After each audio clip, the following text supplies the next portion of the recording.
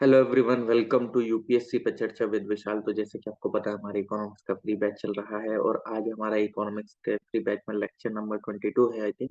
और इसमें हम चैप्टर नंबर 12 कर रहे हैं रमेश सिंह बुक का बैंकिंग इन इंडिया। आज हम उसके टॉपिक्स को जानेंगे जो कि एनपीए है और उनसे रिलेटेड जितने भी टॉपिक्स हैं। और इफ अगर आपको कोई भी डाउट आता है तो प्लीज कमेंट सेक्शन में कमेंट कर दीजिएगा ताकि मैं वो डाउट आपका नेक्स्ट वीडियो में सॉल्व कर सकूँ। तो चलिए स्टार्ट करते हैं आज का lecture. Please like, share, comment and subscribe.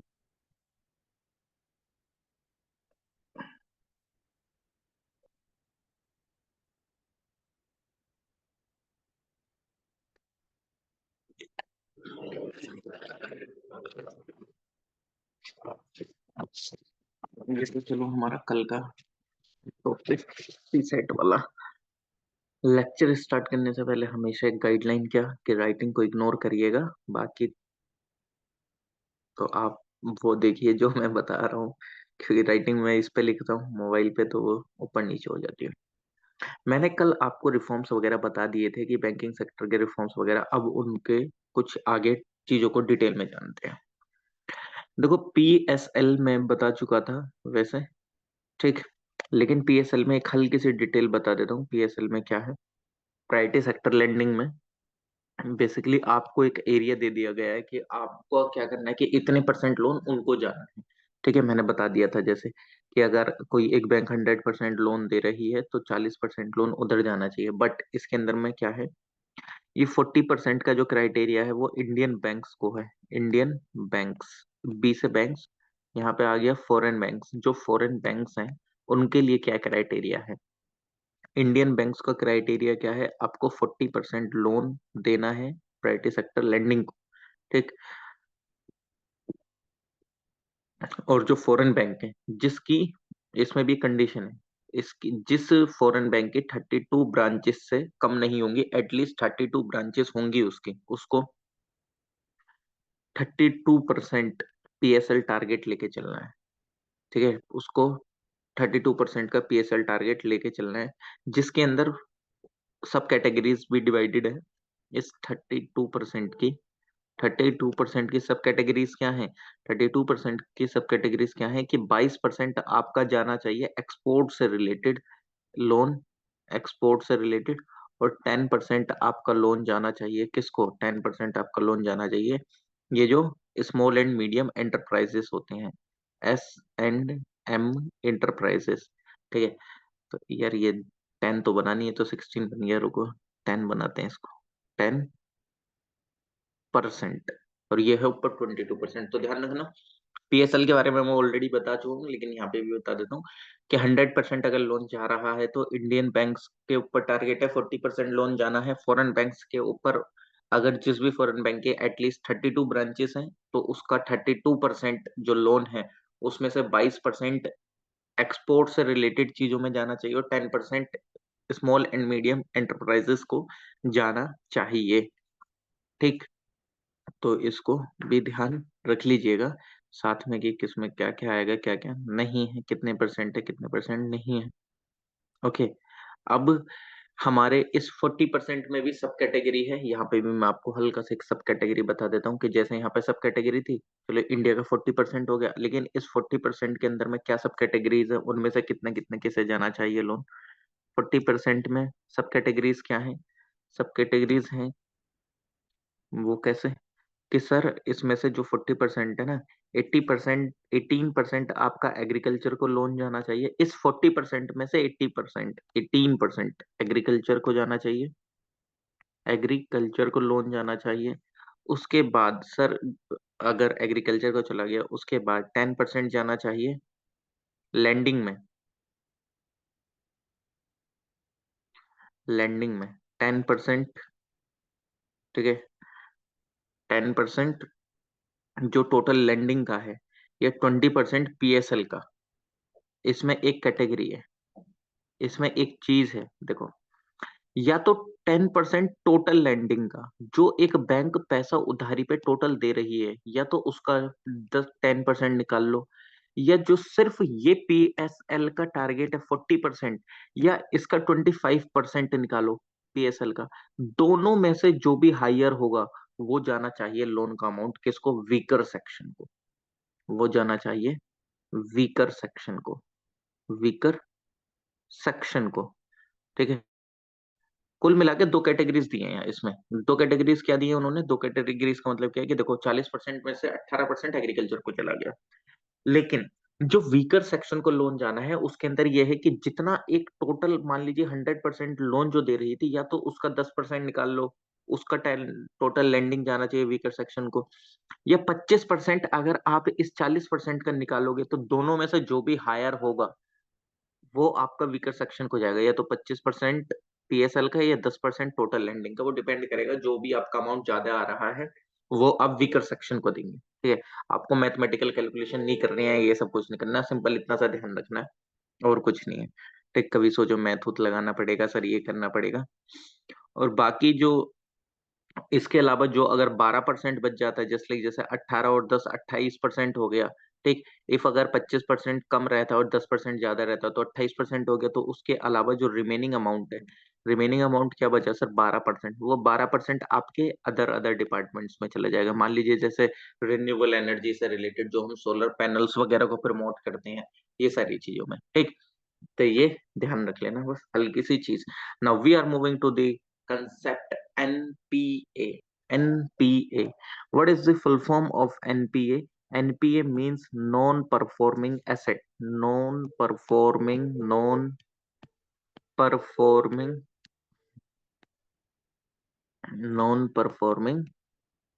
asset. Now what is the meaning of it, non performing asset का? अब नॉन परफॉर्मिंग एसेट इसमें क्या होता है?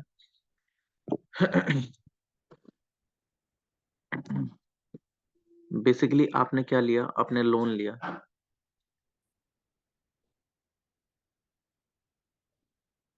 पीएनबी बैंक से मैं लोन लेने गया। ठीक है, ए पर्सन कोई लोन लेने गया पीएनबी बैंक से, पीएनबी बैंक से लोन ले लिया, कितना सर, 10 लाख रुपीज का लोन लिया। 10 लाख रुपीज का लोन है 10% पे, 10%, अभी बाद में 10% पे। ठीक है,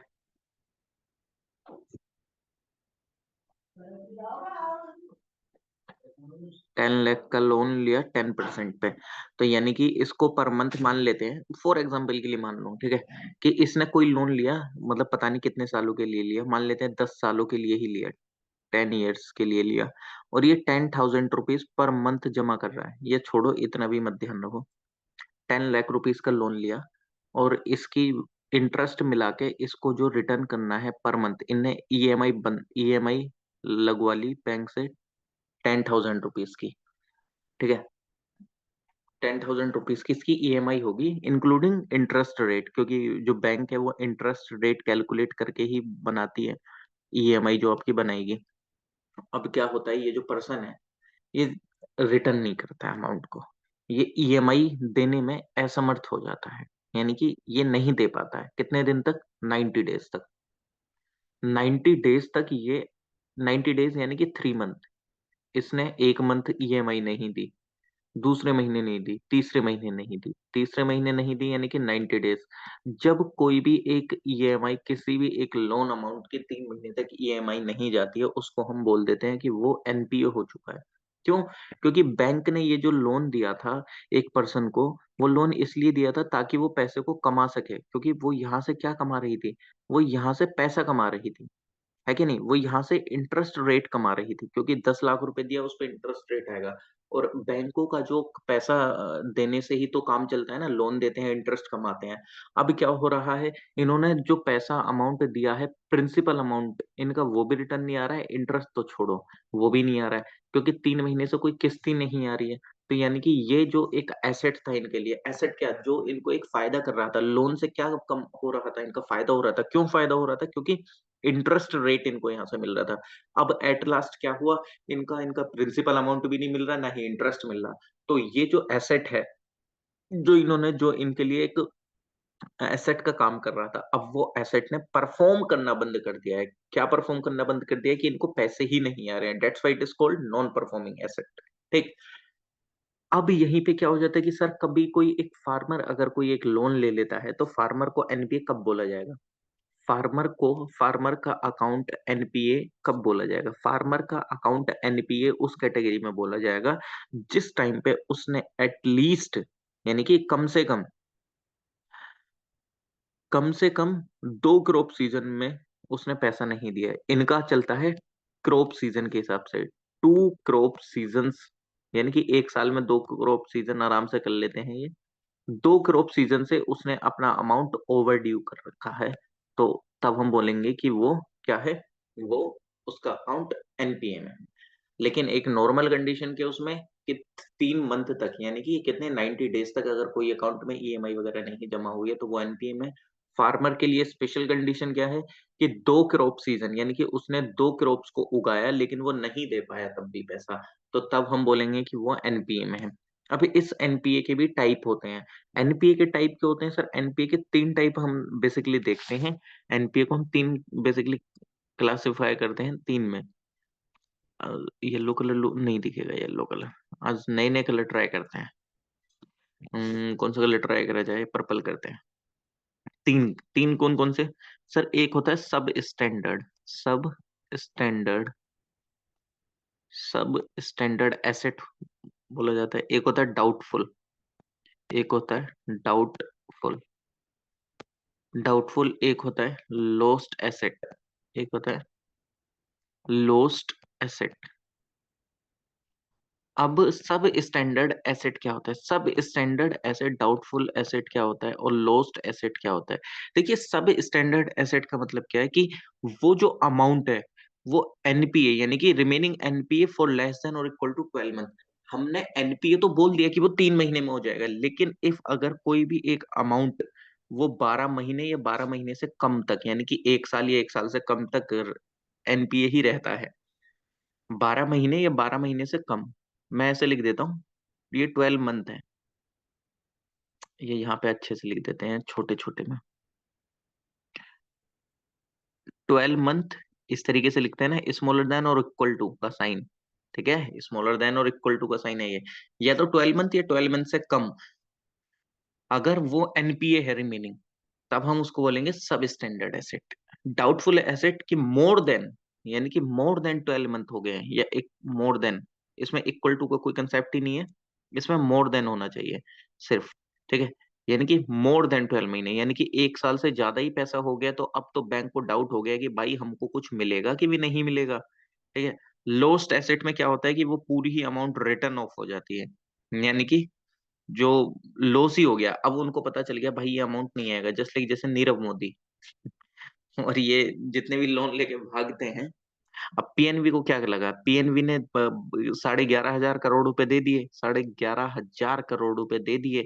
अब उसके पास वो वापस थोड़ी आया, अब वो क्या करना स्टार्ट कर रही है, रिटर्न ऑफ करना स्टार्ट कर दिया। ये जो थोड़ा बहुत भी वापस आया, जो उसने उसके पास कुछ भी गिरवी रखा होगा वहां से थोड़ा बहुत बेच के आया, लेकिन 11,500 करोड़ तो नहीं आएगा। ठीक है, तो वो क्या हो गया, उसका लॉस ही तो हो गया, लॉस्ट एसेट हो गया ना वो एक तरीके से, इसको तो कुछ आ ही नहीं रहा है, ये तो आना ही बंद हो गया। उसको उम्मीद भी नहीं है कि ये पैसा आएगा, है कि नहीं? तो वो क्या हो जाता है, एक लॉस्ट एसेट हो जाता है। ये ऑडिटर्स के द्वारा, आरबीआई ये इंस्पेक्शन के द्वारा बता दिया जाता है कि भाई ये तो नहीं आएगा, ठीक है, ये आपको नहीं आने वाला है। अब सर इस हिसाब से तो कोई भी बैंक दिवालिया घोषित हो जाएगी। हमने ये वाली कंडीशन आरआरबी के टाइम पे भी पढ़ी थी, और आरआरबी के बाद इस रीस्ट्रक्चराइज करना पड़ गया था उनको। लेकिन अगर इस तरीके से चीजें चलती रहे तो कल को पीएनबी बैंक बंद हो जाएगी, कल को एचडीएफसी बंद हो जाएगी, कल को एसबीआई बंद हो जाएगी, हर एक बैंक बंद हो जाएगी कि लोग क्या करें, लोन लें और लोन देके पैसा ही ना दें। तो उस टाइम पे क्या होगा? क्या कुछ ऐसी गाइडलाइंस हैं कि जिसकी वजह से पैसा रिटर्न हो सकता है? Yes, there are some guidelines issued by the RBI, और देयर आर सम रेजोल्यूशंस जो कि एनपीए के अमाउंट को वापस लाने के लिए सुझाए गए थे, या एप्लीकेबिलिटी है उनकी, वो हम आपको बताते हैं। हाँ, सबसे पहले मैं सोच रहा हूँ आपको बताया जाए सिक्योर सरफासी एक्ट, तो तब ज्यादा अच्छे से रहेगा। ठीक है, चलो सरफासी एक्ट बता दे पहले 2002 का, फिर उसके बाद हम और अदर ऑप्शन बताएंगे जो कि रिस्ट्रक्चराइज कंपनी वगैरह हैं ये सब। लेकिन उससे पहले ये बताओ कि मेरा आवाज क्लियर है, understandable? Hi sir, hello hello hello, voice is clear? Yes sir. Now we are moving to this SARFAESI act, what is this? ये क्या है? एक कल भी मैंने बताया था। देखो ये क्यों आया एक्ट, ये ध्यान रखना, जब तक आपको नहीं पता होगा। ये एनपीए के रिकवरी के लिए, जितनी भी चीजें अब मैं बताऊंगा, जो एनपीए हो चुका है बैंक का पैसा, उसको रिकवर करने के लिए, ठीक है। तो यहाँ पे मैं लिख रहा हूँ सरफासी एक्ट। एनीवन, अगर इसकी किसी को भी फुल फॉर्म पता है, फुल फॉर्म क्या, आप लोगों को ये शायद पता भी नहीं होगा। अच्छा, किसी को पता था ये मेरे बताने से पहले? एनीवन, जिसको भी ये पता हो पहले से कुछ?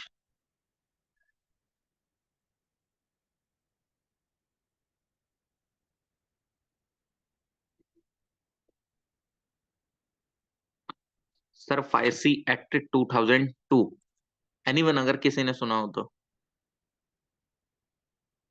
यस, ओके, चलिए, बहुत सही। अच्छा, वो आवाज के लिए बोल रहे थे मेरे हिसाब से, चलो ठीक है। इसकी फुल फॉर्म यार मैं लिखूंगा तो बहुत बड़ी हो जाएगी, मैं इसकी फुल फॉर्म वैसे ही बता देता हूँ। Securitisation and reconstruction of financial asset and enforcement of security interest act 2002। इतनी फुल फॉर्म ध्यान नहीं रखनी है, सरफासी भी ध्यान रखोगे तो भी ठीक है। एक और बार रिपीट कर देता हूँ।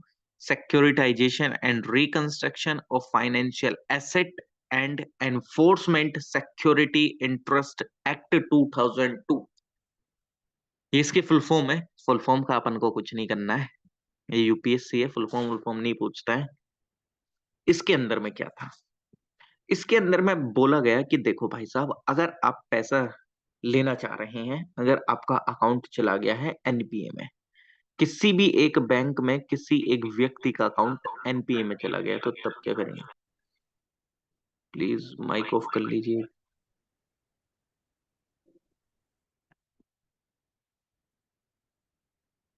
एनपीए में अकाउंट चला गया।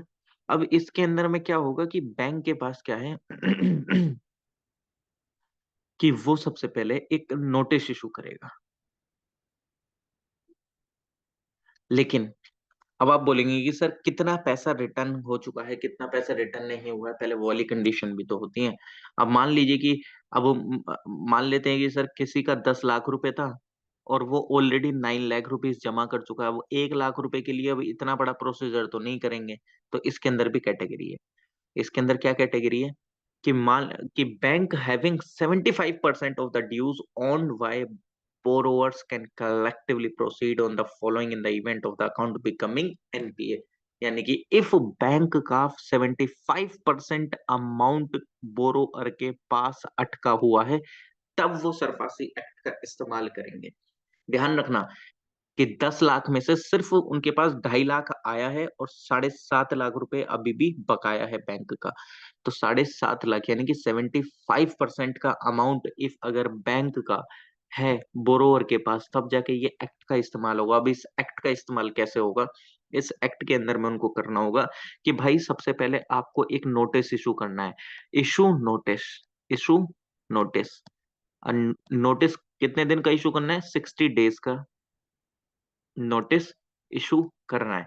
Issue notice of default to borrower asking to clear dues within 60 days, कि आप पहले नोटिस इशू कर दो कि भाई साहब 60 दिन के अंदर आप अपना पैसा जमा करा दो, हम आपको 2 महीने का टाइम दे रहे हैं, ठीक है। दूसरा, इफ अगर एम्प्लॉयर मतलब वो जो बोरोवर है वो फेल हो जाता है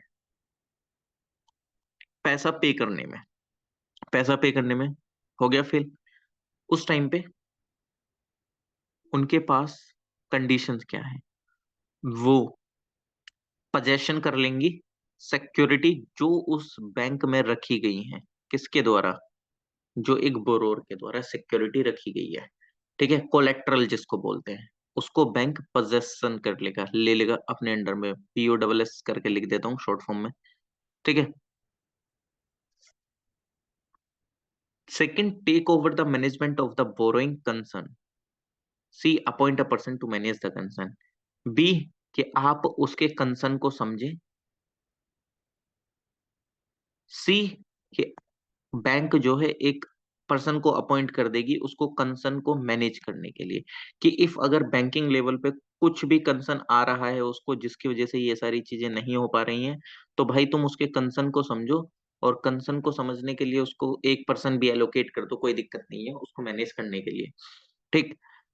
उसके अलावा if the case is already before BIFR, the proceeding can be told if bank FIs having 75% share in the dues have taken any step to recover the dues under the provision of the ordinance.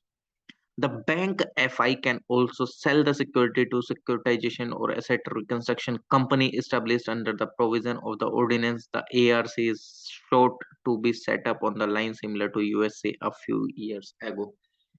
अगर इन सब चीजों से भी पैसा नहीं निकलता है उस टाइम पे क्या होता है कि ये जो सरफासी एक्ट है इसके थ्रू अब क्या होता है कि यहाँ पे एक होती है असेट रिकंस्ट्रक्शन कंपनी, ARC।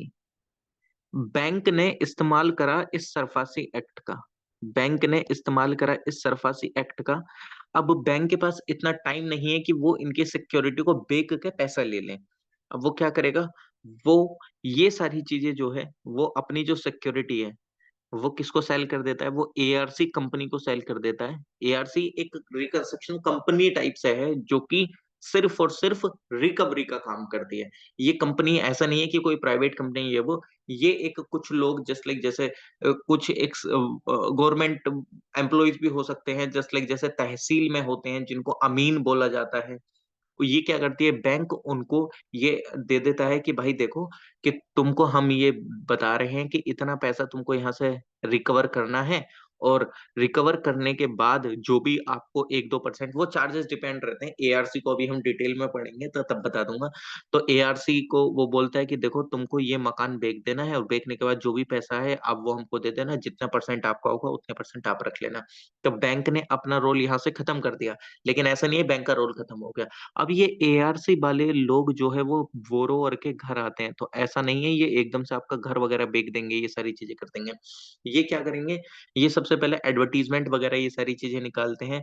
ये आपसे कोई भी बदतमीजी नहीं कर सकते हैं, ये किसी के भी साथ आके ये सीधा सीधा RBI के द्वारा गाइडलाइंस है कि इफ अगर बैंक के द्वारा किसी को भी एसेट रिकंस्ट्रक्शन के लिए मतलब एसेट को बेचने के लिए, सिक्योरिटी को बेचने के लिए चीजें करी गई हैं, तो जो भी पर्सन बैंक के एम्प्लॉय हैं चाहे किसी के भी एम्प्लॉय हैं, वो अगर उसके घर जाते हैं तो सबसे पहले उसको पता होना चाहिए। दूसरी चीज कि उसकी पर्सनल डिटेल लीक नहीं होनी चाहिए, आसपास के पड़ोसी वाले लोगों तक को भी नहीं पता होना चाहिए। तीसरी चीज कि आप अभद्रता से उसके साथ बात नहीं करेंगे, ethically you have to be communicate with the person with the borrower if अगर आप वो अमाउंट रिकवर करने जाते हैं तो। यानी कि इस तरीके की RBI के द्वारा भी गाइडलाइंस बहुत अच्छे से निकाल रखी हैं बोरोवर्स के रिगार्डिंग में, कि आपसे कोई भी आगे गाली गलौज ये सारी कुछ भी नहीं कर सकता है, एथिकली बिहेव करना होगा, प्रेशराइज नहीं कर सकता है। ठीक है, तो इसके अंदर में तो इस तरीके से चीजें हो जाती हैं।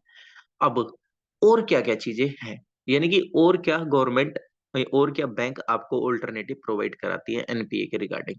देखो, ये तो सरफासी एक्ट हो गया। ठीक, सरफासी एक्ट के थ्रू ऐसे ऐसे कर दिया। अब क्या है और रिजोल्यूशन इसके अलावा, और जो रिजोल्यूशन है, और जो रिजोल्यूशंस है, एक है 5/25। What is this 5/25? ये क्या करते हैं, ये 25 ईयर्स का आपको एडजस्टमेंट दे देते हैं। मान लीजिए कि 10 लाख रुपीज आपका लोन है और आप जमा नहीं कर पाए हैं, तो आपको क्या कर देते हैं, ये वो आपके लोन पे डिपेंड करता है। ऐसा नहीं है कि आपने 1 लाख का लोन ले लिया तब भी वो उसको एक्सटेंड कर दिया कई कई लंबे सालों तक, वो डिपेंड करता है यार अमाउंट टू अमाउंट। यहाँ पे बट ये एक फॉर्मूला लेकर है, मतलब बड़ी जो भी इंडस्ट्रीज हैं या स्ट्रेस्ड एसेट हैं जो कि उनके फंसे हुए हैं, जो कि बड़ी बड़ी कंपनीज वगैरह इन सब में, जो कि 8 कोर इंडस्ट्रीज वगैरह हैं। ठीक है, 8 कोर इंडस्ट्रीज कौन कौन सी हैं आपकी, जैसे कोल हो गया, स्टील हो गया, रिफाइनरी वाली हो गई, इस तरीके से जितनी बड़ी बड़ी कंपनीज हैं। अब ये तो यार करोड़ों रुपए में लोन लेती हैं, ऐसा तो नहीं है कि ये छोटा मोटा लोन ले लिया, कई कई 100 करोड़ रुपए ले लेती हैं, कई कई 1000 करोड़ रुपए ले लेती हैं। ठीक, अब क्या होगा कि एक 5/25 रीफाइनेंसिंग का फॉर्मूला लेके आइए। 5/25 रीफाइनेंसिंग, ये क्या होता है, इसके अंदर ये बोला गया कि भाई साहब एक काम कर लो, तुम नहीं दे पा रहे हो ना, मान लेते हैं ये 10 करोड़ का लोन है, क्योंकि ये छोटे मोटे बिजनेसमैन तो है नहीं, 10 करोड़ का लोन है ये। मुझे यहाँ पे धमाल मूवी ध्यान आ गई, वो छोटा बच्चा नहीं बोलता संजय दत्त से, जब वो बोलता है संजय दत्त उसको कि कितने करोड़ होएगा, 1 करोड़, 2 करोड़, वो बोलता है 10 करोड़। तो वो वाली चीज। तो 10 करोड़ रुपए, ये क्या हुआ, इसने लोन लिया। अब ये क्या करेंगे, इसको बोलेंगे कि भाई साहब एक काम करते हैं, हम आपका 25 साल के लिए और टेन्योर को बढ़ा देते हैं, लेकिन हम हर 5 साल के अंदर में आपका इंटरेस्ट रेट को एडजस्ट करते रहेंगे। वो डिपेंड करेगा कि कितना इंटरेस्ट रेट हमें आपसे लेना चाहिए, कितनी आप फ्रिक्वेंटली हमको लोन दे रहे हैं, नहीं दे रहे हैं, तो उसके अकॉर्डिंग हम इंटरेस्ट रेट हर 5 साल में चेंज करते रहेंगे। ऐसा नहीं है कि बढ़ाएंगे, कम भी हो जाएगा, बढ़ता भी रहेगा, but it depend on the conditions. तो व्हाट इज 5/25 रिफाइनेंसिंग?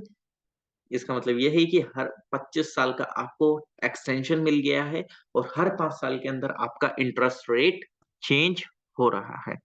इसको ध्यान रख लेना। ओके, तो ये चीजें आपको ध्यान रखनी पड़ेंगी। उसके अलावा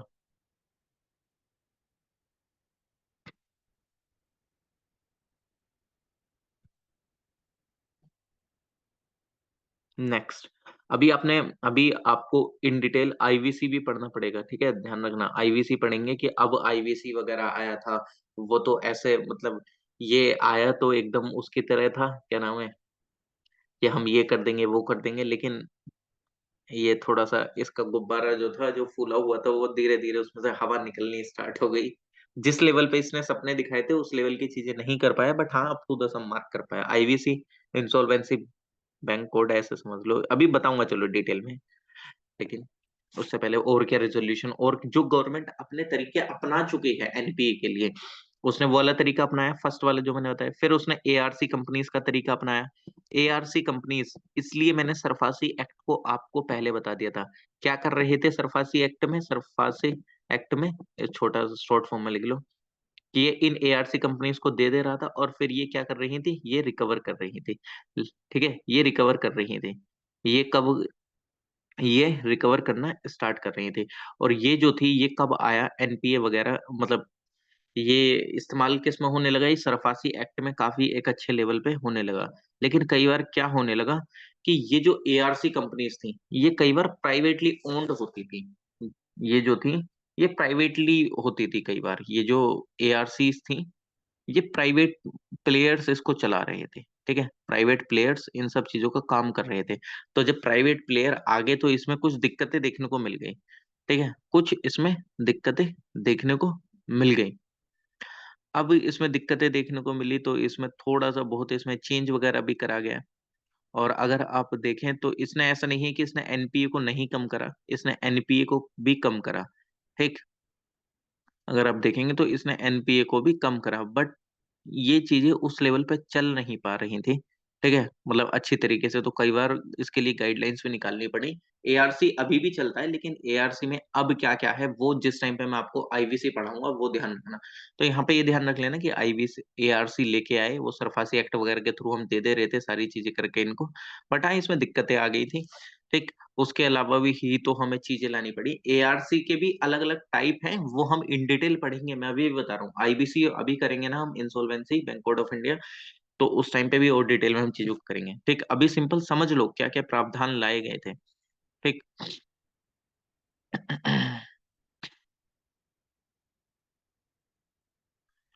एक दूसरा प्रावधान क्या लाया गया, वो दूसरा बोल रहा हूँ, तीसरा, तीसरा आएगा एसडीआर। एसडीआर, ये स्पेशल ड्राइंग राइट नहीं है आईएमएफ वाले, ध्यान रखना, इसका मतलब है strategic debt restructuring, strategic strategic debt restructuring, strategic debt restructuring.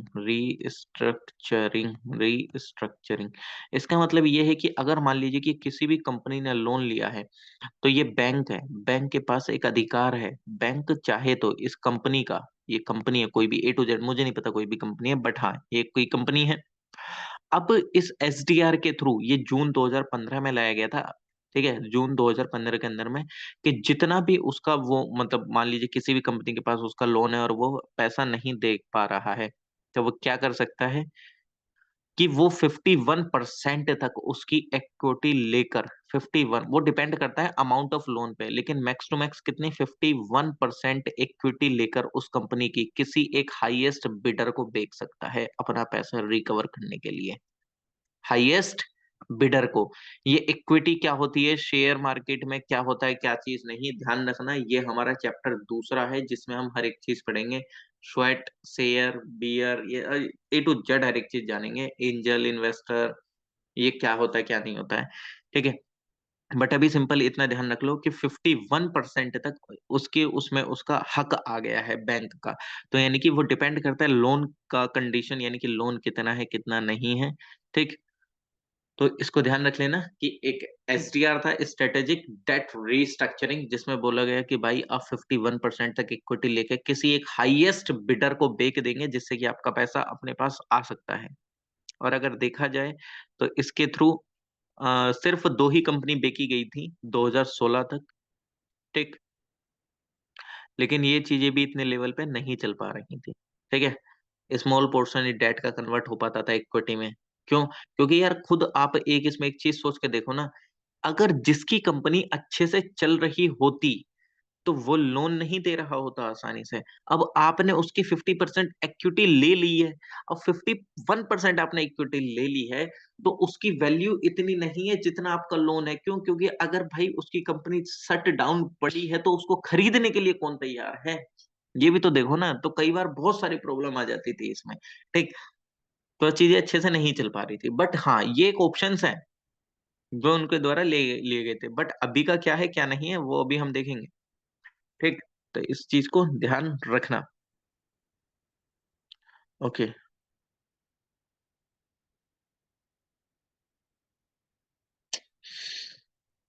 अरे अरे, नेक्स्ट देख लेते हैं।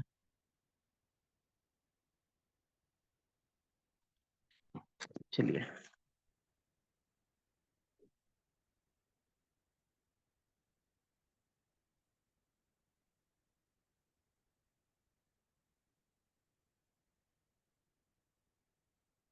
अब आते हैं हम किस पे, सरफासी एक्ट भी हो गया, हर एक चीज हो गया, हमने पढ़ लिया, कोई दिक्कत नहीं है। अब इसके अलावा हमारे पास जो बचता है वो क्या है, इंसॉल्वेंसी। इंसॉल्वेंसी देखो मैंने आपको हर एक तरीका बता दिया। अब ये है जो एक मॉडर्न तरीका लाया गया था, insolvency and bankruptcy code. Bankruptcy,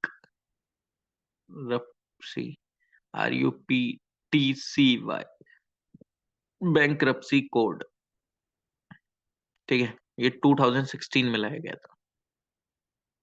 UPSC में इस पे क्वेश्चन भी आई थिंक आया है मेरे हिसाब से, नहीं आया है एग्जैक्टली, ध्यान नहीं आ पा रहा है। Anyone who knows what is insolvency and what is bankruptcy, what is the basic difference between insolvency and bankruptcy? Sir IDRCL IBC same है। IDRCL रिकंस्ट्रक्शन कंपनीज के ही आप टाइप बता रहे हैं, ये सेम है कि नहीं है अभी धीरे धीरे आपको पता चल जाएगा, टेंशन ना लो, इन डिटेल करेंगे अभी। ये रिकंस्ट्रक्शन कंपनीज ही हैं, बट थोड़ा सा डिफरेंस है। अभी मैंने IBC पे आया हूँ ना, अभी डिटेल करूंगा, इसलिए मैंने आपको उस टाइम पे ARC का रिव्यू दिया था। Anyone who can tell me what is the difference between insolvency and bankruptcy? क्या होता है सप्तऋषि जी, इंसॉल्वेंसी का मतलब?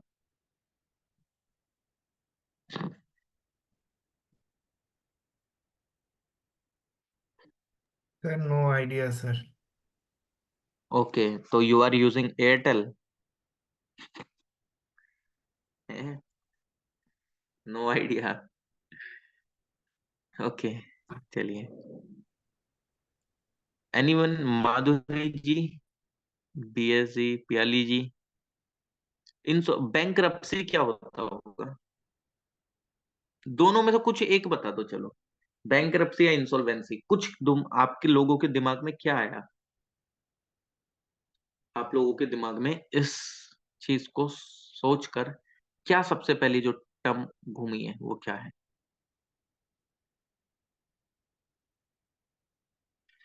मैसेज देखने पड़ेंगे। नहीं, कुछ भी मैसेज नहीं आया है। अरे ये ऐसा मत करो, कुछ भी लिखो। देखो, सोचना सोचना अच्छी बात है।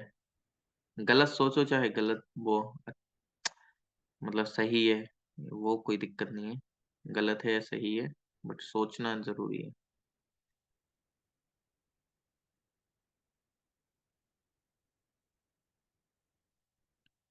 चलो ठीक है, नहीं बता रहे हो आप तो मैं ही बता देता हूँ। Insolvency and bankruptcy.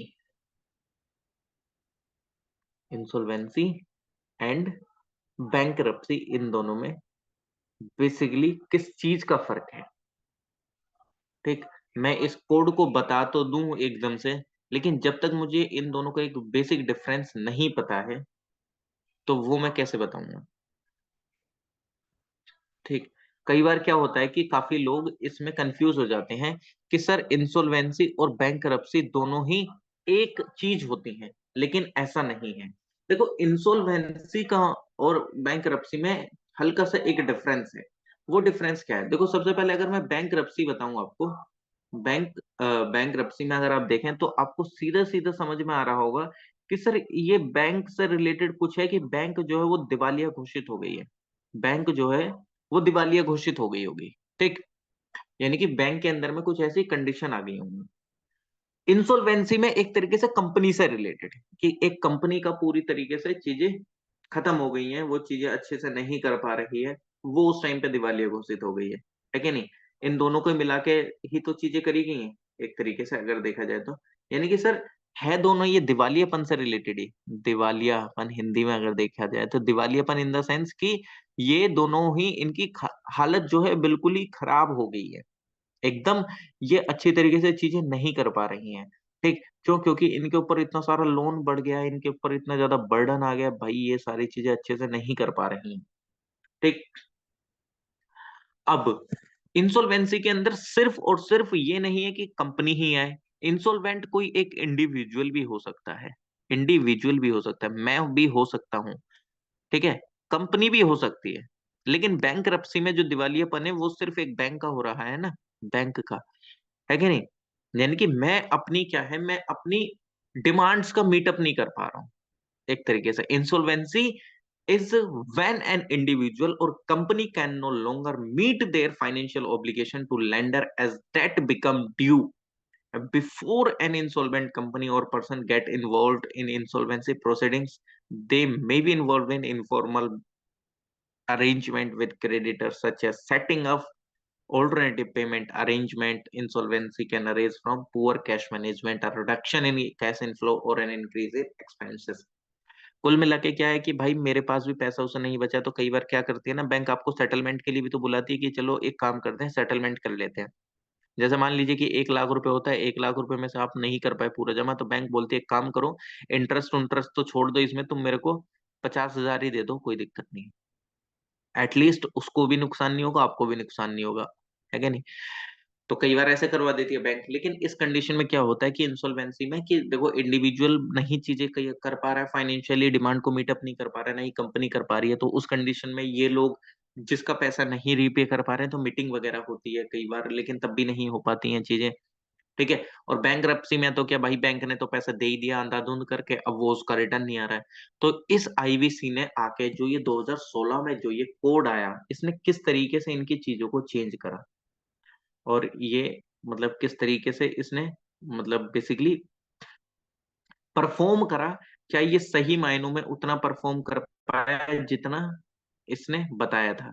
ये बेसिकली एक सिंप्लीफाई और एक तरीके से ये इजी, मतलब इसने बोला था कि मैं जो है वो इन सारी चीजों को एक टाइम बाउंड मैनर में कर दूंगा, जितने भी आपके अकाउंट एक तरीके से फ्रीज हो चुके हैं या पैसा नहीं आ रहा है, उनको एक टाइम बाउंड मैनर में वहां से हम पैसा निकलवाएंगे, ये सारी चीजें करेंगे।